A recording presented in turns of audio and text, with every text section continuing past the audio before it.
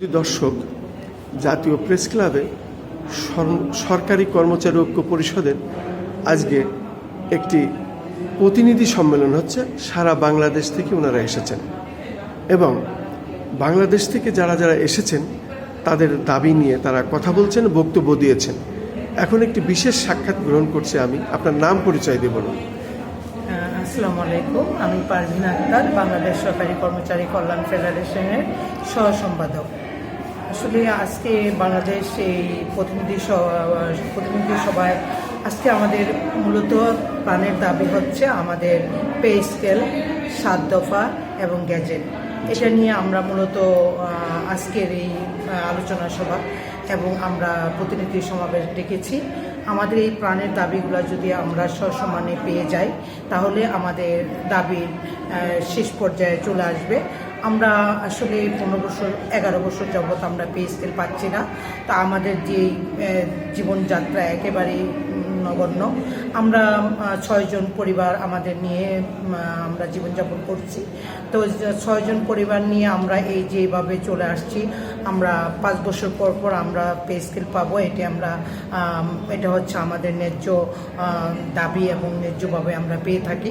এটা হচ্ছে সরকার আমাদেরকে দিয়ে থাকে এবং এটা হচ্ছে আমাদের বলতে হয় না, আমরা বরাবরই পেয়ে থাকি, বিগতভাবে পেয়ে আসছি। এবং যারা সরকারি চাকরি করে আমরা সিরিয়ালি পেয়ে থাকি। যেহেতু আমরা এটা পাচ্ছি না আজকে 11 বছর যাবৎ, তো আমরা এইভাবেই চলে আসছি। আমাদের সরকারি কর্মচারীরা আমরা বাজার বাড়ছে, কিন্তু আমরা সেই বেতন দিয়ে আমরা একেবারে দেয়ালে পিঠ ঠেকে গেছে। আমরা কিছুতেই আমাদের সংসার, পরিবার, আমার মা বাবা, ছেলে 2 জন সন্তান এবং আমরা স্বামী স্ত্রী এবং আমাদের বাবা মা নিয়ে কোনোভাবেই চলছে না। তা আমরা আন্দোলন করে আসছি, আমরা অনেক কষ্ট করে আসছি যে আমরা যেন স্বাভাবিকভাবে আমরা জীবনযাত্রায় চলে যেতে পারি। কিন্তু আমাদের কিছুতেই আমাদের এই দাবি দাবা সরকার মানতেছে না। তো আমরা চাই যে 31শে আগস্টের মধ্যে আমাদের দাবি দাবা মেনে নেই এবং আমরা জীবনযাত্রায় চলে আসি। যদি এভাবে আমাদের 31শে আগস্টের মধ্যে আমাদের যদি পে স্কেল এবং 7 দফা আমাদের না দেন, তাহলে আমরা লাগাতার কর্মসূচি এর মধ্যে আমরা বিদ্যমান হব।